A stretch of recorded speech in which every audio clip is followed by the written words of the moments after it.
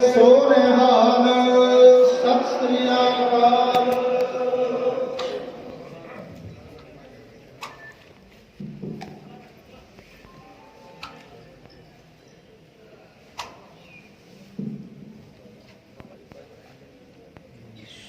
ਸਤਨਾਮ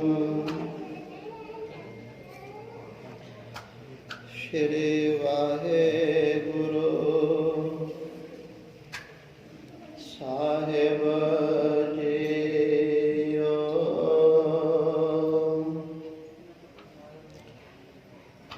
ਇੱਕ ਓੰਕਾਰ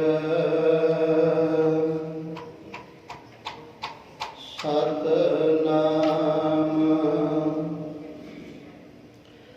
ਕਰਤਾ ਪੁਰਖ ਨਿਰਭਉ ਨਿਰਵੈਰ ਅਕਾਲ ਮੂਰਤ ਅਜੂਨੀ ਸੈਭੰ ਗੁਰ ਪ੍ਰਸਾਦ ਜਪ ਆਦ ਸਚ ਜੁਗਾਦ ਸਚ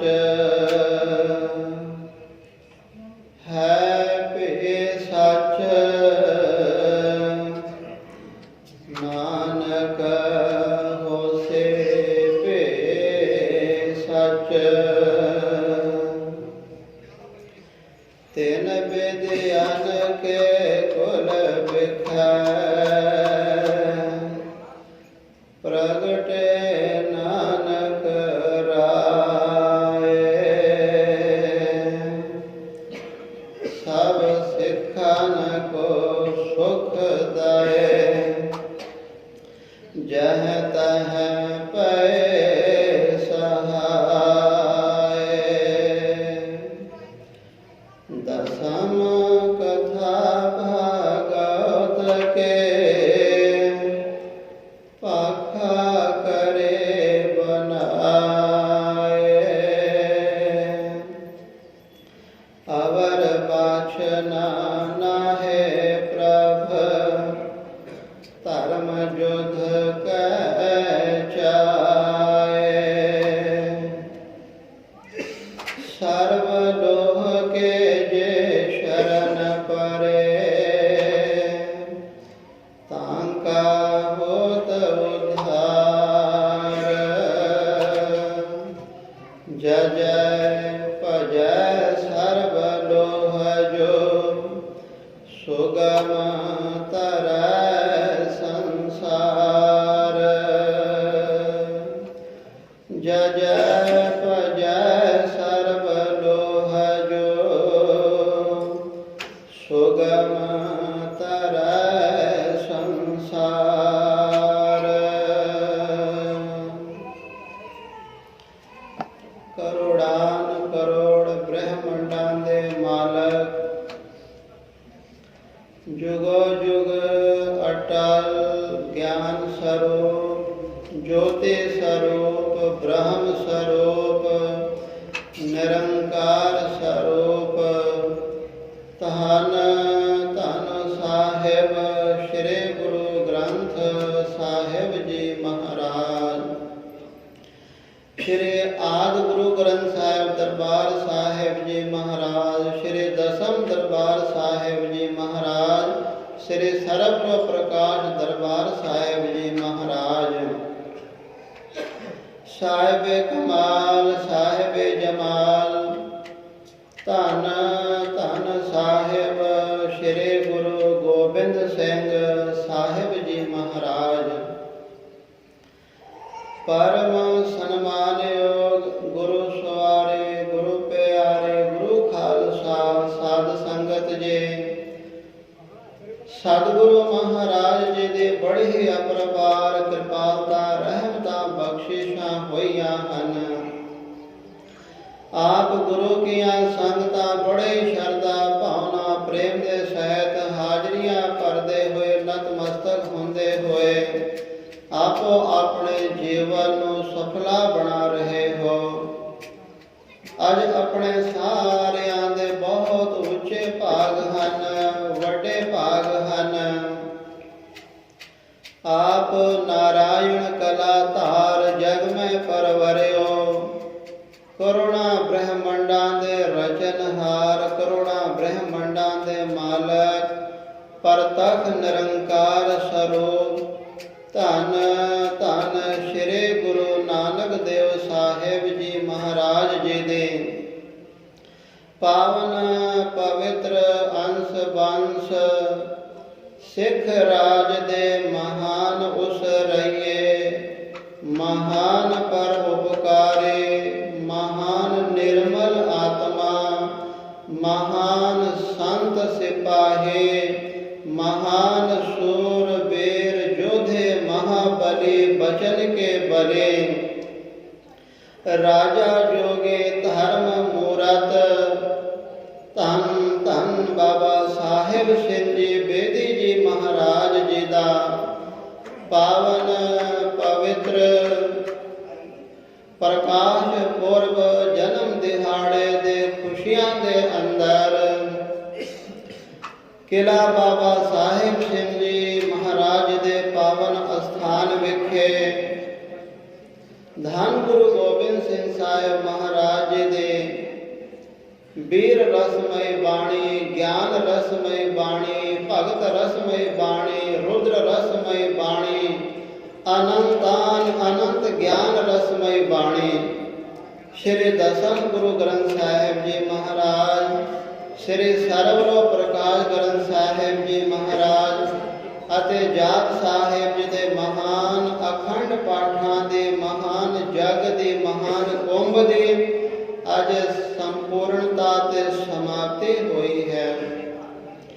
ਇਸ ਲਈ ਆਪ ਸਮੂਹ ਗੁਰੂ ਰੂਪ ਗੁਰੂ ਕੀਆਂ ਸੰਗਤਾਂ ਨੂੰ ਸ਼੍ਰੀ ਹਜ਼ੂਰ ਬਾਬਾ ਸਰਬਜੋਤ ਸਿੰਘ ਜੀ ਬੇਦੀ ਜੀ ਮਹਾਰਾਜ ਨੂੰ, ਬਾਬਾ ਜੀ ਦੇ ਸਮੂਹ ਪਰਿਵਾਰ ਨੂੰ ਇਸ ਮਹਾਨ ਜਗ ਦੀ ਸਮਾਪਤੀ ਦੀ ਅਤੇ ਸ਼੍ਰੀ ਹਜ਼ੂਰ ਬਾਬਾ ਸਾਹਿਬ ਸਿੰਘ ਜੀ ਬੇਦੀ ਜੀ ਮਹਾਰਾਜ ਦੇ ਜਨਮ ਦਿਹਾੜੇ ਦੇ ਰੋਮ ਰੋਮ ਕਰਕੇ ਸਵਾਸ ਸਵਾਸ ਕਰਕੇ ਕੋਟਾਨ ਕੋਟ ਆਪ ਸਮੂਹ ਸੰਗਤਾਂ ਨੂੰ ਵਧਾਈਆਂ ਹੋਵੇ।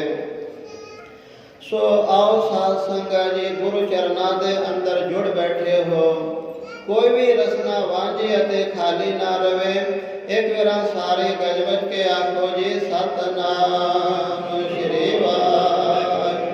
फिर एक बार सारे गजबज के आखो जी सतनाम श्री वाहिगुरू। परम सन्मान योग साध संगत जी, धन धन श्री गुरु ग्रंथ साहिब जी महाराज जी दे पावन पवित्र बोल हन, वचन हन, बाणी है। जैसी में आवे खसम के बाणे, तैसड़ा करे ज्ञान वे लालो। हे भाई लालो,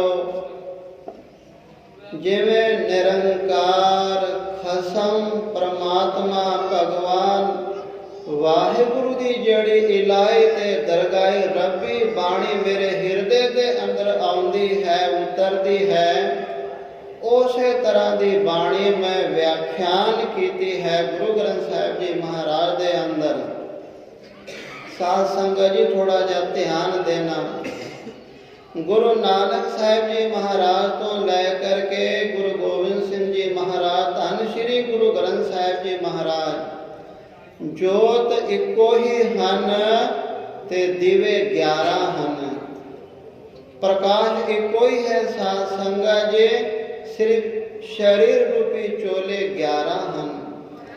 फिर आपने ध्यान देना कि जैसी मैं आवे खसम की बाणी, ये जड़ी पंक्ति पाई लालो जी ने कथन की थी गुरु नानक साहिब जी महाराज ने, इसे तरह की पंक्ति फिर 10वां स्वरूप धार करके 10वें गुरु नानक साहिब जी महाराज, 10वें गुरु गोबिंद सिंह साहिब जी महाराज कथन करते हैं। श्री असपान कृपा तुमरी कर, ਮੈਂ ਨਾ ਕਹਿਓ ਸਭ ਤੋਹੇ ਬਖਾਨਿਓ। ਉਥੇ ਕੀ ਕਹਿੰਦੇ ਹਨ, ਜੈਸੀ ਮੈਂ ਆਵੇ ਖਸਮ ਕੀ ਬਾਣੀ। ਇਥੇ ਕਹਿੰਦੇ ਸ਼੍ਰੀ ਅਸਪਾਨ ਕਿਰਪਾ ਤੁਮਰੀ ਕਰ। ਅਸਪਾਨ ਤੋਂ ਭਾਵ ਅਸ ਕਹਿੰਦੇ ਹਨ ਸ੍ਰੀ ਸਾਹਿਬ ਤਲਵਾਰ ਨੂੰ ਭਗਉਤੇ ਨੂੰ। ਉਹ ਨਿਰੰਕਾਰ ਵੀ ਸਾਧ ਸੰਗਤ ਜੀ ਸ਼ਸਤਰਧਾਰੀ ਹੈ। हे ਨਿਰੰਕਾਰ ਵਾਹਿਗੁਰੂ ਸ੍ਰੀ ਸਾਹਿਬ ਨੂੰ ਧਾਰਨ ਵਾਲੇ, ਤੁਸਾਂ ਨੇ ਕਿਰਪਾ ਕੀਤੀ ਹੈ। ਤੁਹਾਡੀ ਕਿਰਪਾ ਕਰਕੇ ਇਹ ਜਿਹੜੀ ਸਾਰੀ ਦੀ ਸਾਰੀ ਦਸਮ ਗ੍ਰੰਥ ਦੀ ਜਿਹੜੀ ਬਾਣੀ ਹੈ, ਮਹਾਰਾਜ ਕਹਿੰਦੇ ਮੈਂ ਨਾ ਕਹਿਓ। ਆਪਾਂ ਕਹਿੰਦੇ ਨੇ ਗੁਰੂ ਗੋਬਿੰਦ ਸਿੰਘ ਜੀ ਮਹਾਰਾਜ ਨੇ ਕਿਹਾ ਹੈ, ਗੁਰੂ ਗੋਬਿੰਦ ਸਿੰਘ ਜੀ ਮਹਾਰਾਜ ਨੇ ਉਚਾਰਨ ਕੀਤਾ ਹੈ। ਦੇਖੋ ਗੁਰੂ ਗੋਬਿੰਦ ਸਿੰਘ ਜੀ ਮਹਾਰਾਜ ਕਹਿ ਰਹੇ ਹਨ ਮੈਂ ਨਾ ਕਹਿਓ। ਹੋਰ ਕੀ ਚਾਹੀਦਾ ਆਪਾਂ ਨੂੰ? ਮੈਂ ਨਾ ਕਹਿਓ। ਅੱਗੇ ਕਹਿੰਦੇ ਸਭ ਤੋਹੇ ਬਖਾਨਿਓ। ਇਹ ਜਿਹੜਾ ਵਰਡ ਆ ਰਿਹਾ ਨਾ ਸਾਧ ਸੰਗਤ ਜੀ, ਸਭ ਤੋਂ ਭਾਵ ਹੈ ਕਿ ਟੋਟਲ, ਮੁਕੰਮਲ। ਦਸਮ ਗ੍ਰੰਥ ਸਾਹਿਬ ਜੀ ਮਹਾਰਾਜ ਦੇ ਅੰਦਰ तमाम ਜਾਪ ਸਾਹਿਬ ਤੋਂ ਲੈ ਕਰਕੇ ਸੰਪੂਰਨਤਾ ਤੀਕਰ ਜਿਤਨੀ ਬਾਣੀ ਹੈ ਸਾਧ ਸੰਗਤ ਜੀ, ਉਹ ਹੋ ਗਈ ਸਭ, ਭਾਵ ਕੇ ਸੰਪੂਰਨ ਗ੍ਰੰਥ। ਗੁਰੂ ਗੋਬਿੰਦ ਸਿੰਘ ਜੀ ਮਹਾਰਾਜ ਕਹਿੰਦੇ हे ਨਿਰੰਕਾਰ ਵਾਹਿਗੁਰੂ ਸਭ ਤੋਹੇ ਬਖਾਨਿਓ। ਇਹ ਸਾਰੇ ਦੀ ਸਾਰੀ ਜਿਹੜੀ ਬਾਣੀ ਹੈ, हे ਨਿਰੰਕਾਰ ਵਾਹਿਗੁਰੂ ਤੁਸਾਂ ਨੇ ਆਪ ਵਖਿਆਨ ਕੀਤੀ ਹੈ। ਤੇ ਵਖਿਆਨ ਕਿਵੇਂ ਕੀਤੀ ਸਾਧ ਸੰਗਤ ਜੀ? ਜਿਵੇਂ ਮਹਾਰਾਜ ਕਹਿੰਦੇ ਗੁਰੂ ਨਾਨਕ ਸਾਹਿਬ ਜੀ ਜੈਸੀ ਮੈਂ ਆਵੇ ਖਸਮ ਕੀ ਬਾਣੀ। ਪਰ ਇਥੇ ਥੋੜਾ ਤਬਦੀਲ ਕਰਦੇ ਹਨ, ਸਭ ਤੁਸਾਂ ਨੇ ਵਖਿਆਨ ਕੀਤੀ ਹੈ। ਤੋ ਇਹ ਜਿਹੜੀ ਦਸਮ ਗੁਰੂ ਗ੍ਰੰਥ ਸਾਹਿਬ ਜੀ ਮਹਾਰਾਜ ਜੀ ਦੀ ਬਾਣੀ ਹੈ, ਸਰਬਲੋ ਪ੍ਰਕਾਸ਼ ਗ੍ਰੰਥ ਸਾਹਿਬ ਜੀ ਦੀ ਜਿਹੜੀ ਬਾਣੀ ਹੈ ਸਾਧ ਸੰਗਤ ਜੀ, ਇਸ ਬਾਣੀ ਦੇ ਅੰਦਰ ਗੁਰੂ ਗੋਬਿੰਦ ਸਿੰਘ ਸਾਹਿਬ ਜੀ ਮਹਾਰਾਜ ਨੇ ਤਾਰੀਖਾਂ ਲਿਖੀਆਂ ਹਨ, ਵਾਰ ਲਿਖੇ ਹਨ, ਮਹੀਨੇ ਲਿਖੇ ਹਨ, ਬਿਕਰਮੀ ਸੰਮਤ ਲਿਖੇ ਹਨ। ਸੰਬਤ 17 ਸਹਿਸ ਭਣੀਜੈ, ਅਰਧ ਸਹਿਸ ਫੁਨ 3 ਕਹਿਜੈ, ਭਾਦਰਵ ਸੁਦੀ ਅਸ਼ਟਮੀ ਰविवारा, 13 ਸਤਦਰਵ ਗ੍ਰੰਥ ਸੁਧਾਰਾ। ਫਿਰ ਮਹਾਰਾਜ ਕਹਿੰਦੇ ਸੰਮਤ 17 ਸਹਿਸ 55, ਹਾੜਵਦੀ ਪ੍ਰਥਮ ਸੁਖ ਦਾਵਨ, ਤਵ ਪ੍ਰਸਾਦ ਕਰ ਗ੍ਰੰਥ ਸੁਧਾਰਾ, ਭੂਲ ਪਰੀ ਲਹੋ ਲਿਹੋ ਸੁਧਾਰਾ। इथे देखियो गुरु गोविंद सिंह जी महाराज जी की निम्रता। महाराज कह रहे भूल परी लहो लिहो सुधारा। गुरु गोविंद सिंह जी महाराज कदे गलती कर सकते, भुल कर सकते, सर्व कला समर्थ है साध संगत जी। वो निम्रता की जिहड़ी हद हुंदी है, उस हद नूं टप्पण वाले निम्रता दे सागर हन।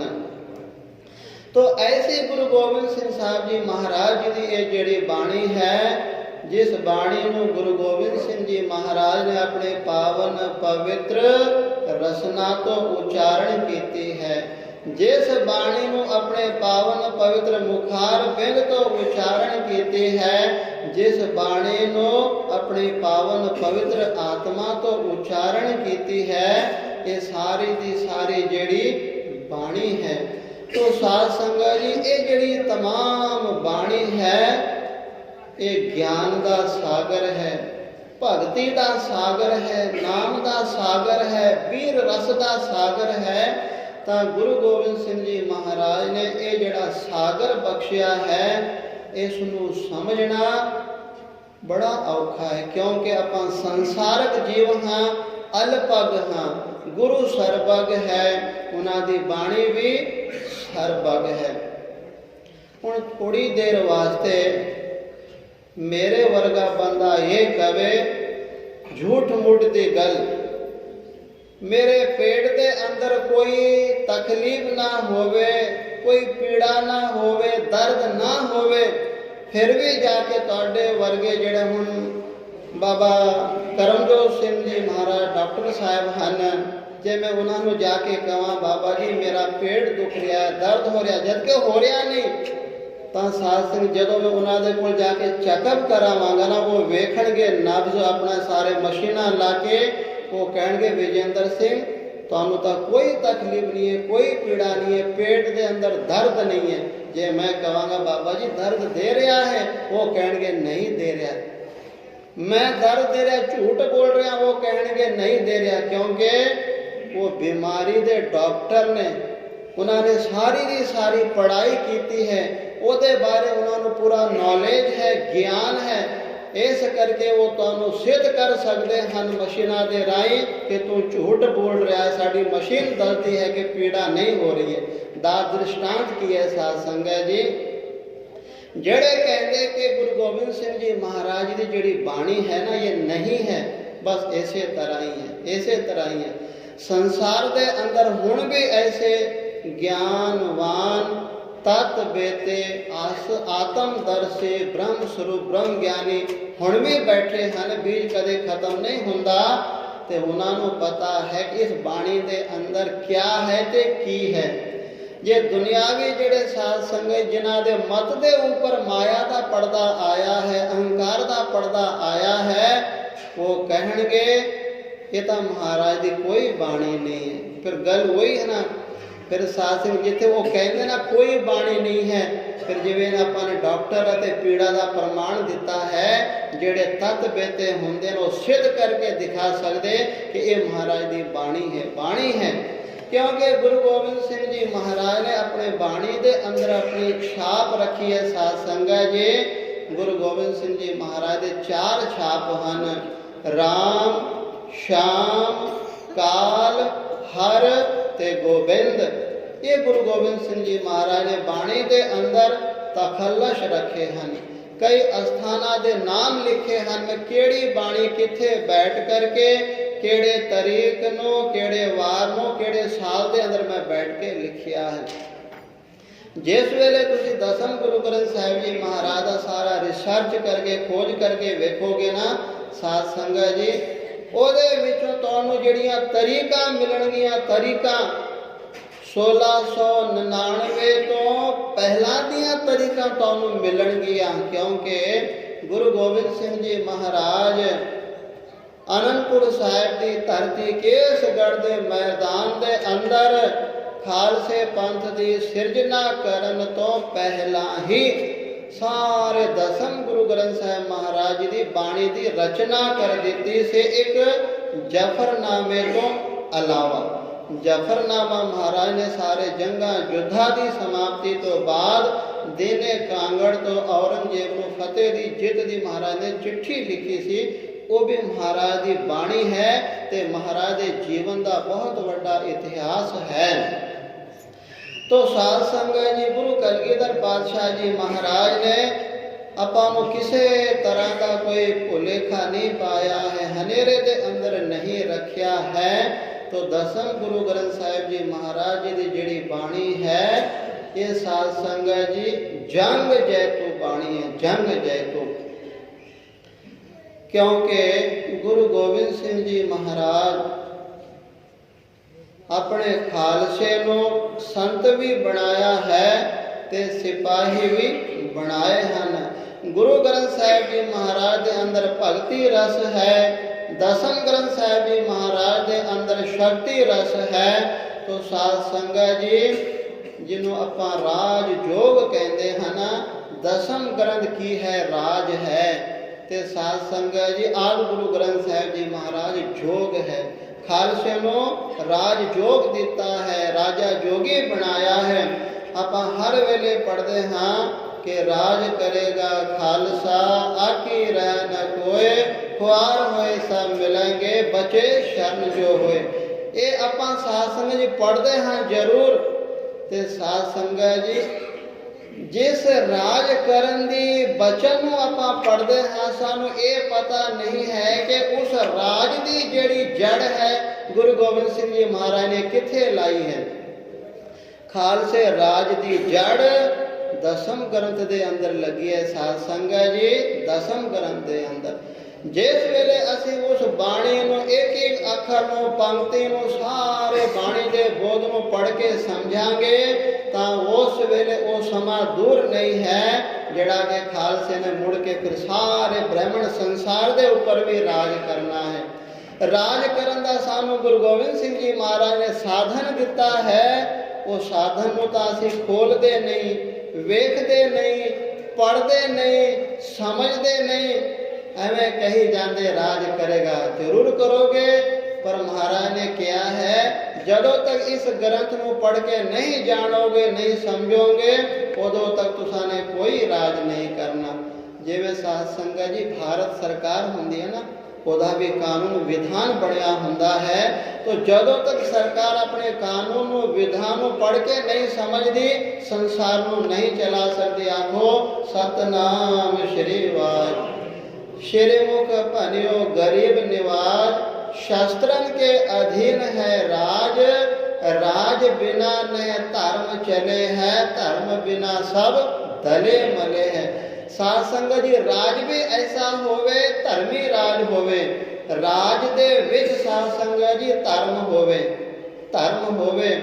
जेड़ा धर्म है वो राज दे मगर ना जावे, राज जेड़ा है धर्म दे अनुकूल चले। जिवें रामचंद्र जी महाराज ने धर्म दा राज कीता सी, धर्म दा राज।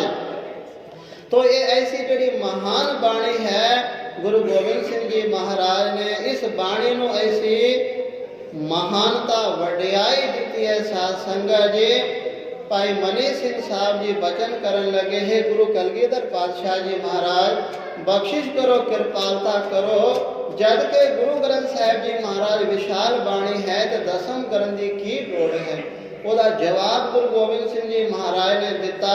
हुण भी आपां सवाल करदे ना साध संगत जी, गुरु गोबिंद सिंह जी महाराज ने दसम ग्रंथ क्यों लिखिया है?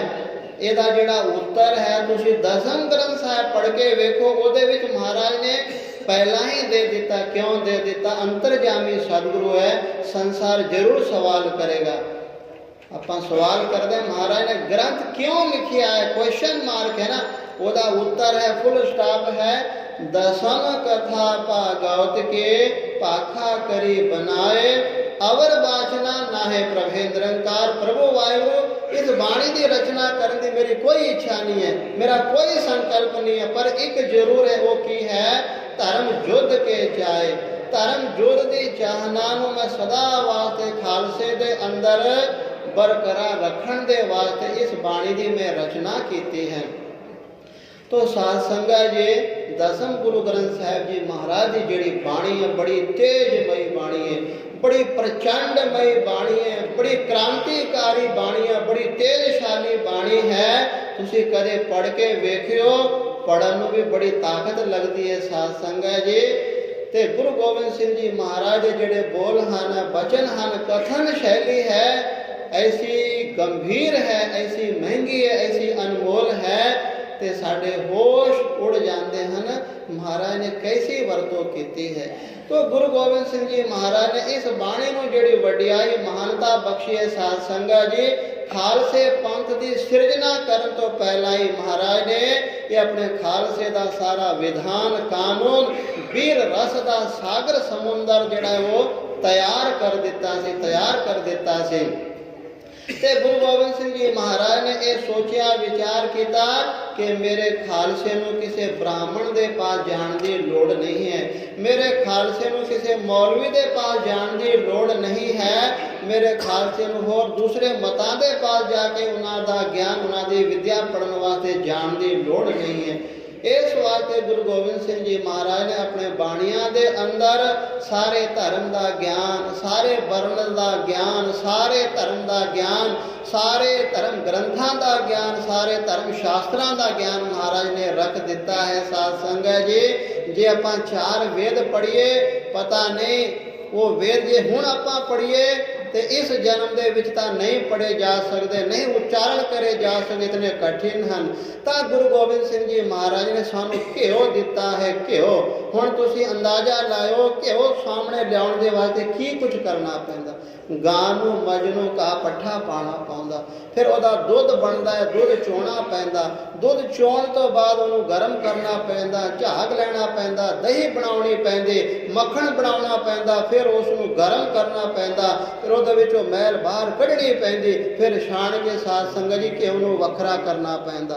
पर गुरु गोबिंद सिंह जी महाराज ये सारा कुछ करके रिड़ ਰਿੜਕ ਕੇ ਮੰਥਨ ਕਰਕੇ ਸਾਨੂੰ ਜਿਹੜਾ ਹੈ ਉਹ ਤੱਤ ਦਾ ਗਿਆਨ, ਬ੍ਰਹਮ ਦਾ ਗਿਆਨ ਨਿਚੋੜ ਸਾਨੂੰ ਦਿੱਤਾ ਹੈ। ਨਿਚੋੜ ਕਿਹਨੂੰ ਕਹਿੰਦੇ? ਜਿਸ ਵੇਲੇ ਸਾਡਾ ਆਪਣਾ ਬਸਤਰ ਮੈਲਾ ਹੋ ਜਾਂਦਾ ਹੈ ਤਾਂ ਆਪਾਂ ਗਰਮ ਪਾਣੀ ਵਿੱਚ ਪਾਉਂਦੇ, ਸੋਡਾ ਪਾਉਂਦੇ, ਸਾਬਣ ਲਾਉਂਦੇ, ਬਰਸ਼ ਮਾਰਦੇ, ਉਹਨੂੰ ਸਾਧ ਸੰਗਤ ਜੀ ਠੋਕ ਕੇ ਧੋਂਦੇ, ਫਿਰ ਪਾਣੀ ਦੇ ਵਿੱਚ 2-4 ਵਾਰ, ਫਿਰ ਜਦੋਂ ਉਹਨੂੰ ਨਿਚੋੜਦੇ, ਉਹਨੂੰ ਨਿਚੋੜ ਤੋਂ ਬਾਅਦ ਕੱਪੜਾ ਬਸਤਰ ਸਾਫ਼ ਹੋ ਜਾਂਦਾ ਹੈ। ਪਹਿਲਾਂ ਕੀ ਕੁਝ ਕਰਨਾ ਪਿਆ। पर गुरु गोबिंद सिंह जी महाराज ने कलयुग का समा जान के, छोटी उम्र जान करके इतना साध संगत जी महाराज ने परोपकार किया है। उस परोपकार को तो आप भुला नहीं सकते। जिवें साध संगत जी सारे धर्म हैं, उन्होंने आपो अपने धर्म ग्रंथ हैं, तो हुण थोड़ा जा आप गौर करिए।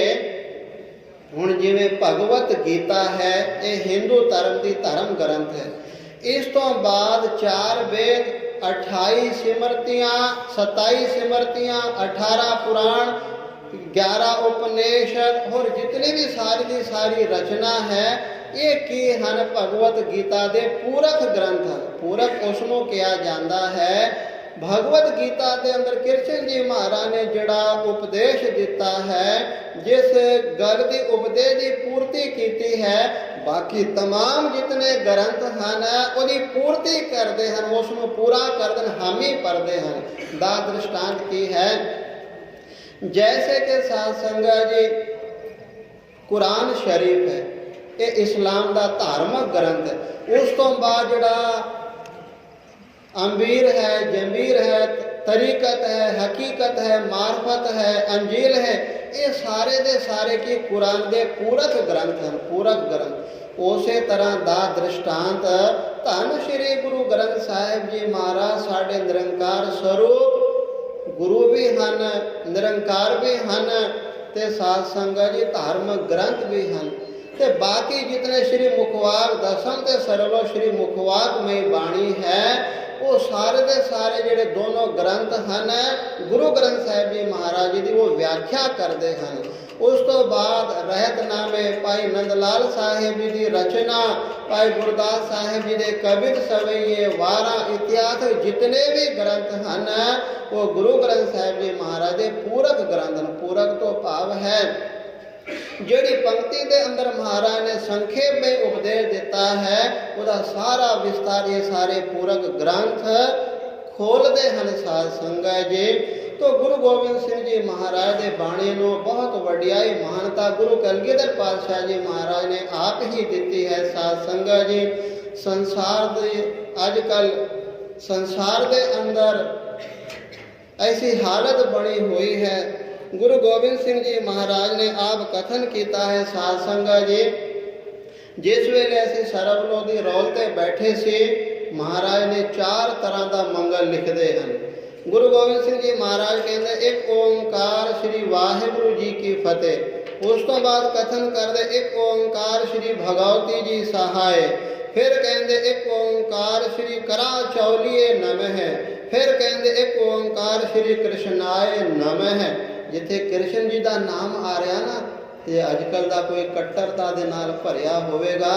हो कृष्ण जी महाराज को नमे क्या गुरु गोबिंद सिंह जी ने, हले आप कृष्ण जी महाराज को समझे ही नहीं। वो कौन सन, किवें आए सन, कैसी कला शक्ति के मालक सन।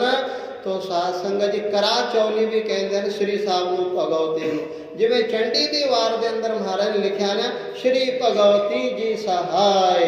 फिर सरबलों के अंदर कहते श्री करा चौली जी सहाय। तो ये जेडे दोने दे दोने ग्रंथ हैं साध संगत जी, इस ग्रंथ की जिहड़ी बाणी है तो खालसे पंथ दे विच मर्यादा नूं चलाउण वाली बाणी है।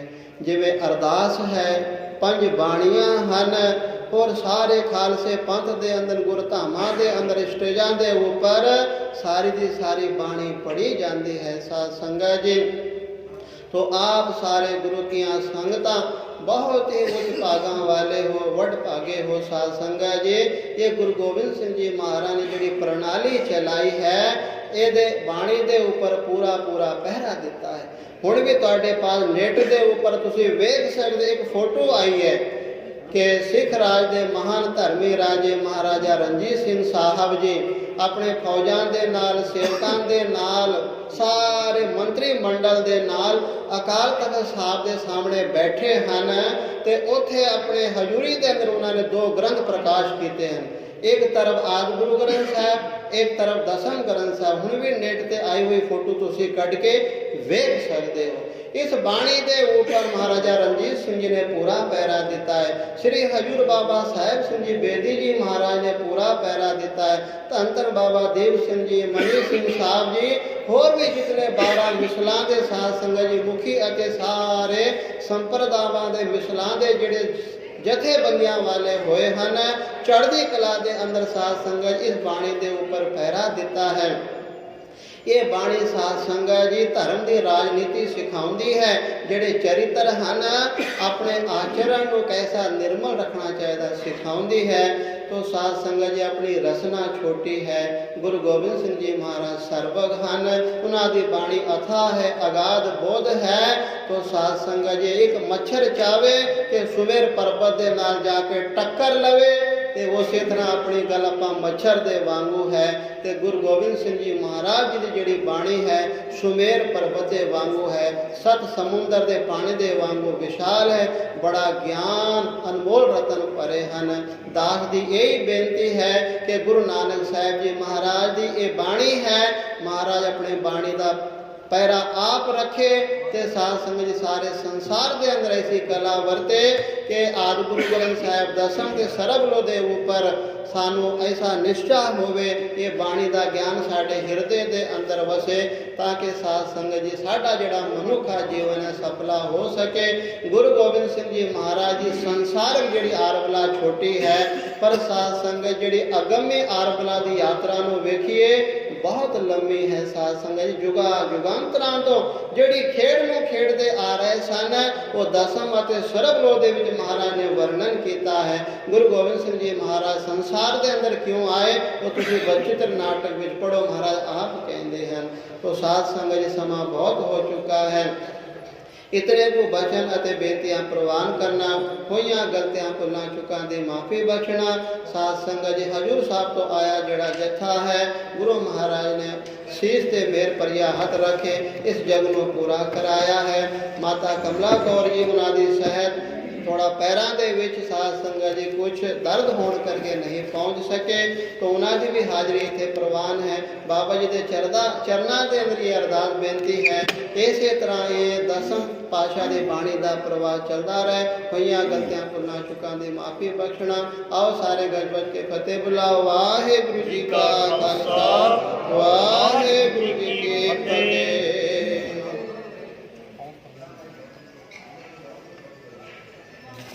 एक शब्द